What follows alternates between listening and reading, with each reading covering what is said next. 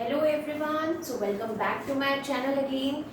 So today we are going to learn about advantages, benefits and uses of accounting. Okay, in the last video we have done difference between accounting and accountancy, and today we are going with this topic. Okay, भाई advantage, benefits या uses कोई भी term use करें, आपकी तीनों terms same meaning define करेंगी और आपको इनके बेनिफिट्स भी पता होने चाहिए कि अकाउंटिंग करने से आपको क्या क्या बेनिफिट्स हैं, क्या क्या एडवांटेजेस हैं.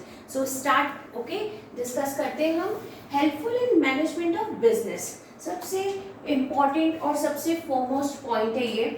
आपका कोई भी बिजनेस जो है वो एफिशिएंटली रन तभी करता है जब आपका जो मैनेजमेंट है वो बहुत ही एफिशिएंटली वर्क करेगा. ओके, और उसे एफिशिएंटली वर्क करने के लिए कुछ प्लानिंग की ज़रूरत होगी, कुछ डिसीजंस लेने होंगे, कंट्रोलिंग करनी होगी. तो जैसे सपोज आपको प्लानिंग करनी है कि आपका सेल्स कितना इंक्रीज हो रहा है या डिक्रीज हो रहा है, उस बेसिस पे आपका जो प्रोडक्शन है वो इंक्रीज करना है या डिक्रीज करना है. ओके, सो इससे रिलेटेड हम जो भी प्लानिंग करते हैं या फिर हम कुछ भी डिसीजंस लेते हैं कि हमारा जो भी डिपार्टमेंट का कॉस्ट है, वो जो भी आपने डिपार्टमेंट ने वर्क को डिस्ट्रीब्यूट कर रखा है कि ये डिपार्टमेंट ये वर्क करेगा, बी डिपार्टमेंट दूसरा वर्क करेगा, तो कोई भी डिपार्टमेंट ओवर स्पेंड ना करे. ओके, सो हर चीज़ों की एक प्लानिंग प्रॉपरली होनी चाहिए. कितना फंड आपको मार्केटिंग में यूज़ करना है, कितना आपको प्रोडक्शन में यूज़ करना है, तो everything done with proper planning. और अगर आप हर चीज़ प्रॉपर प्लानिंग के साथ करेंगे, हर चीज़ को कंट्रोल करते हुए चलेंगे, तभी आपका एक प्रॉपर जो भी फाइनेंशियल ईयर है वो आपको एक प्रॉपर प्रॉफिट देगा. आपको जितना आपकी फर्म के लिए सफिशिएंट प्रॉफिट होना चाहिए फाइनेंशियल ईयर में. Okay, now second point is provides complete and systematic record. भाई ये तो आप सब जानते हैं कि हम अकाउंटिंग करते ही इसलिए है ताकि जो भी हमारे फाइनेंशियल ईयर के नंबर ऑफ ट्रांजैक्शंस होते हैं उन्हें हमें याद ना रखना पड़े, और हम याद रख भी नहीं सकते. It is not impossible. Okay, it is not possible, sorry. So बिल्कुल भी ये हमारे लिए पॉसिबल नहीं हो पाता कि हम उन्हें एक एक ट्रांजेक्शन को याद रखने बैठे. तो इस वजह से हम क्या करते हैं, आप उनको रिकॉर्ड करते हैं, और वो भी क्रोनोलॉजिकल ऑर्डर में, date wise, month wise, everything is recorded in systematic manner. तो वो हमें हेल्पफुल होता है. Now third point is information regarding profit और लॉस. ये हम प्रॉफिट और लॉस कैसे निकालते हैं अपना, by making trading account. Trading account से आपको पता चलता है अपना gross profit, gross loss, and net profit आपको कहाँ से पता चलता है, by making profit and loss account. Okay, so you need to make this so that you can ascertain the net profit or net results of the financial year. Now fourth point पे चलते हैं, information regarding financial position. अब मैंने आपसे बात की थी last video में कि फाइनेंशियल पोजीशन जो बैलेंस शीट होती है ना हमारी फर्म की, ओके, जो कि हम ईयर एंड पे बनाते हैं, हमारे अकाउंटिंग पीरियड के एंड पे बनाते हैं, तो वो जो बैलेंस शीट होती है वो हमारा ट्रू पिक्चर बताती है आपकी फाइनेंशियल पोजीशन का. इट इज साउंड और अनसाउंड. ठीक है, तो ये आपको बनाना बहुत ज़्यादा ज़रूरी होता है कि आपकी फाइनेंशियल पोजीशन आपकी बैलेंस शीट बताती है. Okay, now fifth is enable comparative study. अब जैसा इसका वर्ड है comparative, so obviously you are doing comparison. ठीक है, जैसे आपने रिकॉर्डिंग करी तो आप भाई हर चीज़ की रिकॉर्डिंग करें कि आपका जो भी कॉस्ट आ रही है पूरे ईयर में आपके प्रोडक्शन की, आपने जो भी एक्सपेंसेस की एडवर्टीजमेंट में, या जो भी चीज़ें आपने की अपनी सेल्स को इंक्रीज करने के लिए, तो आपका एक्सपेंसेस जितने भी हुए, आपका कॉस्ट जितना भी लगा प्रोडक्शन पे, आपने जो भी रेंट दिया, सब कुछ आप चीज़ें, प्रॉफिट आपका जितना भी अर्न हुआ at the end of the financial year, तो आप हर चीज़ को कंपेयर कर सकते हैं. सपोज मैंने 2020 से बिजनेस रन करना स्टार्ट किया और 23 तक मैं अपना सारा डेटा जो है ये 4 ईयर्स का मैं कंपेयर करूँगी, तो मुझे अपना नेट प्रॉफिट और नेट लॉस पता चलेगा कि मेरी फर्म प्रोग्रेस कर रही है या फिर वो प्रोग्रेस नहीं कर रही है. तो मुझे ऐसे क्या स्टेप्स लेने जिससे मेरी फर्म आगे प्रोग्रेसिव बने. Okay, now sixth is helpful in assessment of tax liability. अब भाई क्या होता है ना, जब हम टैक्स पे करते हैं तो हमारे जो अकाउंट्स होते हैं, जब हम अकाउंटिंग इन्फॉर्मेशन पूरी एंड तक बनाते हैं और जो नेट रिजल्ट्स निकालते हैं उन्हें ऑडिट भी किया जाता है. तो जब आपकी ऑडिटिंग होती है तो वो अकाउंट्स आपके टैक्सेशन अथॉरिटीज उसको बिल्कुल जेन्युइन मानती है. ठीक है, उसी के बेसिस पे वो आपका टैक्स डिटरमाइन करती है कि आपका ईयर का एंड का इतना टैक्स आपका बन रहा है एंड यू नीड टू पे दिस। ओके, सो उस अकाउंटिंग इन्फॉर्मेशन के बेसिस पे ही आपका टैक्स अमाउंट कंसिडर किया जाता है कि इतना आपका टैक्स बनता है। Now 7th point is evidence in legal matters. अब भाई लीगल मैटर्स, कभी ना कभी कोई लीगल मैटर्स में हमें कोर्ट में अपने पेपर सबमिट करने पड़ते हैं, ठीक है, हमारी अकाउंटिंग इन्फॉर्मेशन के साथ में कुछ ऑथेंटिकेटेड डॉक्यूमेंट्स भी लगते हैं। तो वहाँ पर आपका as a firm evidence court आपकी इस अकाउंटिंग इन्फॉर्मेशन जो भी आपने ईयर एंड तक बनाई है, आपने जो भी नेट रिजल्ट्स निकाले, इसे कुछ डॉक्यूमेंट्स के साथ जब आप लगा के देते हैं तो वो इसके बेसिस पे ये आपके सारे लीगल मैटर्स सॉल्व आउट होते हैं। ओके, उनको वो क्या लेती है एज अ फर्म एविडेंस, वो आपके लिए प्रूफ की तरह वर्क करते हैं। Now 8th is facilitate sale of business. अब सपोज हमने अपना बिजनेस सेल करना है, ओके, हमें हमारा बिजनेस जो है वो डिसॉल्व करना है, उसे सेल आउट करना है। तो अब उसका जो परचेज, मतलब जो भी आपका परचेजर होगा, ठीक है, जो भी आपसे वो बिजनेस आपका परचेज कर रहा है, तो वो उसका प्राइस कैसे डिटरमाइन करेगा? On the basis of the accounting information, ठीक है, जो आपने अकाउंट्स फॉर्म करे या जो भी आपका आपने जो भी अपने नेट रिजल्ट्स वगैरह निकाले हो, रिपोर्ट्स जो होती है एनुअल रिपोर्ट्स, उनको देख करके भी वो ये डिटरमाइन कर सकता है प्राइस कि आप जो प्राइस उसे लगा रहे हैं या फिर जो भी आप प्राइस पे अपना बिजनेस सेल आउट कर रहे हैं वो जेन्युइन है या नहीं है, ठीक है, तो वो भी देख सकते हैं। और आप भी अपना परचेज, अपना सेल प्राइस का जब कैलकुलेट करेंगे तो वो आपके लिए अकाउंटिंग इन्फॉर्मेशन बहुत ही इंपॉर्टेंट होगा उसे डिटरमाइन करने के लिए, ठीक है। Now helpful in raising loans. Okay, so raising loans, अब कभी ना कभी हमें फंड्स की ज़रूरत पड़ती है। हम कोई भी बिजनेस जब रन आउट कर रहे होते हैं तो हमारे पास कभी ना कभी कोई ऐसी इमरजेंसीज आ जाती है कि उसमें हमें बहुत अच्छा एक ह्यूज फंड चाहिए होता है, बट एवरी टाइम हमारे पास वो फंड हम अपने घर से नहीं जुगाड़ सकते। सो उसके लिए आपको क्या होता है, आपको कुछ फंड्स की ज़रूरत पड़ती है और आप कहाँ जाते हैं? किसी बैंक में जाएंगे या किसी फाइनेंशियल इंस्टीट्यूशन के पास जाएंगे ताकि आप अपना वो फंड जुटा सकें और आप उसे यूज़ कर सकें अपने टास्क कंप्लीट करने में। तो जब आप लोन्स लेने जाते हैं तो सबसे पहले लोन सैंक्शनिंग से पहले बैंक आपकी क्रेडिबिलिटी चेक करता है कि आप उसके जो भी लोन्स दे रहा है वो बैंक आपको, आप उसे पे बैक करने के लायक है या नहीं है, ठीक है, आप केपेबल है या नहीं है, आप उसका इंटरेस्ट के साथ में जो भी प्रिंसिपल अमाउंट होगा वो आप उसे लौटा पाएंगे या नहीं।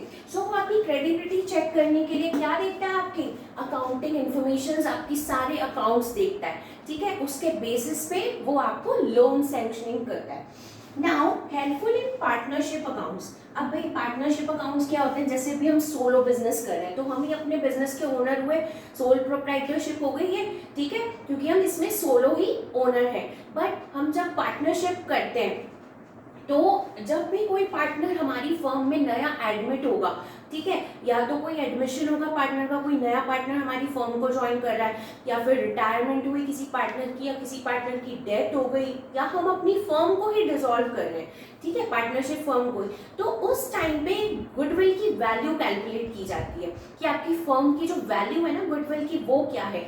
तो वो भी कैलकुलेट किसके बेसिस पे होगी, गुडविल किसके बेसिस पे कैलकुलेट होगी? On the basis of profits of your firm. Okay, तो नेट रिजल्ट्स ही आपको प्रॉफिट्स बताएंगे, तो उसके बेसिस पे आपकी जो गुडविल है वो कैलकुलेट की जाती है।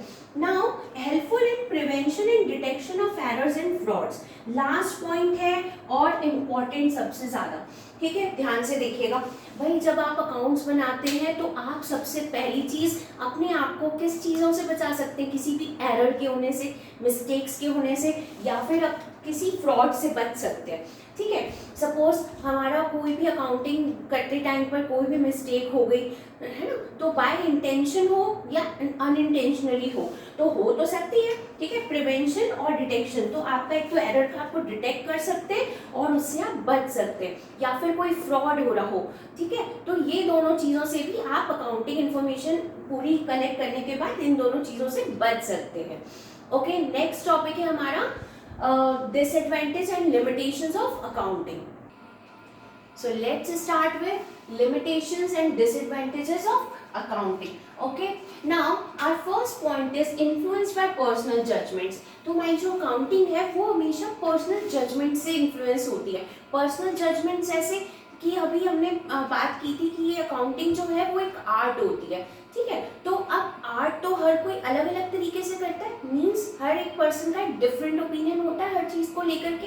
तो जब भी हम डेप्रिसिएशन कैलकुलेट करेंगे, ध्यान से देखिएगा, डेप्रिसिएशन या फिर हम प्रोविजन फॉर डाउटफुल डेब्ट्स बनाते हैं. ठीक है, तो या फिर हम लोग वैल्यूएशन करते हैं स्टॉक का. ठीक है,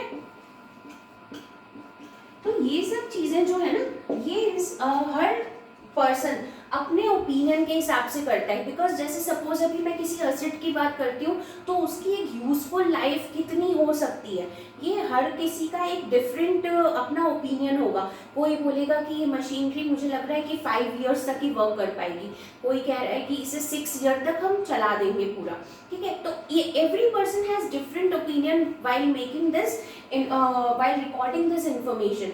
सो आपका जो भी अकाउंटिंग इंफॉर्मेशन है वो वेरी कर सकती है पर्सन टू पर्सन. ठीक है, तो ये पर्सनल जजमेंट से इन्फ्लुएंस हो जाती है. Okay, now next point is based on accounting concepts and conventions. अब भाई अकाउंटिंग कॉन्सेप्ट्स एंड कन्वेंशंस क्या है, जैसे कि हमने बात की थी कि ये कुछ प्रिंसिपल्स और कुछ अकाउंटिंग स्टैंडर्ड्स पे वर्क करता है. तो ये भी वही चीज़ हो गई कि जैसे सपोज मैंने आपसे कहा था कि आप जब अकाउंटिंग करते हैं, ठीक है, तो आप अपने असेट्स को रिकॉर्ड करते हैं. अब आपने सपोज ये असेट जो है 2020 में परचेज किया था, आपने तब ये मशीनरी जो 2020 में परचेज करी थी तब वो थी 5 लाख की. ठीक है, अभी आप उसे 5 लाख पे ही रिकॉर्ड कर रहे हैं, उसका मार्केट वैल्यू तो चेंज हो चुका होगा. तो जब आप उसकी कॉस्ट पे ही चीज़ों को रिकॉर्ड करेंगे तो मार्केट वैल्यू को आप क्या कर रहे हैं, इग्नोर कर रहे हैं. तो इसलिए कभी कभी आपको जो एक्चुअल फाइनेंशियल पोजीशन है वो नहीं पता चल पाती है by making accounts. Now third point is incomplete information. अब ये इनकम्प्लीट क्यों है, जब आप सोचेंगे कि भाई हम तो सारा कुछ अकाउंट्स बना रहे हैं, ट्रेडिंग अकाउंट भी बना रहे हैं, पीएनएल भी बना रहे हैं, बैलेंस शीट भी बना रहे हैं, तो फिर ये इनकम्प्लीट कैसे हुई. इनकम्प्लीट इस तरीके से होती है जैसे सपोज हमने हर ईयर का प्रॉफिट निकाला, बट एक्चुअल हमें जो भी हमारी फाइनेंशियल पोजीशन है ना वो तब पता चलती है जब हम एक्चुअली बिजनेस को वाइंड अप कर रहे होते हैं, क्लोज डाउन कर रहे होते हैं. ठीक है, तो हम एक्चुअली तभी पता चला सकते हैं कि हमारी फर्म जो थी वो प्रोग्रेसिव थी या इम्प्रोग्रेसिव थी. तो आपको ये एक्चुअल में तभी पता चल पाता है. Now fourth point is qualitative information की ओमिशंस हो जाती है. अब ओमिशन क्या होता है, गायब हो जाना, चीज़ें ओमिट हो गई. ठीक है, तो क्वालिटेटिव इन्फॉर्मेशन होती क्या है. अब सपोज मैं बात करती हूँ आपकी मैनेजमेंट और लेबर रिलेशंस की. ठीक है, भाई हम फर्म में काम करते हैं तो हमारी डिफरेंट ओपिनियंस होते हैं हर किसी के. ठीक है, कोई पर्सन जो ओपिनियन दे रहा है हो सकता है मुझसे अग्री ना करते हो, तो एवरी पर्सन है डिफरेंट ओपिनियंस और उसी के ओपिनियंस के बेसिस पे हमारे रिलेशंस बनते हैं लोगों से. तो हमें नहीं पता कि मैनेजमेंट और लेबर का रिलेशन कैसा है, आपका मैनेजमेंट कितना एफिशिएंटली वर्क कर रहा है, या फिर आप जो प्रोडक्ट मार्केट में लॉन्च कर रहे हैं उससे कस्टमर जो है वो कितना सेटिस्फाइड है. तो ये सारी चीज़ें जो होती हैं ये मॉनेटरी टर्म्स में तो आप मेजर कर नहीं सकते, और अकाउंट्स में सिर्फ हम वो ही रिकॉर्ड करते हैं the transactions which can be recorded in terms of money.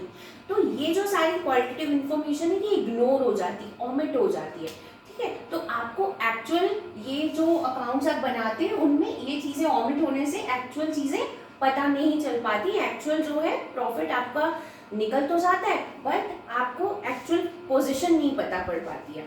ठीक है, now based on historical cost, again same thing कि आपने मार्केट वैल्यू को इग्नोर कर रखा है. ठीक है, आप हिस्टोरिकल कॉस्ट पे अपने रिकॉर्डिंग्स करते जा रहे हैं. Now affected by window dressing.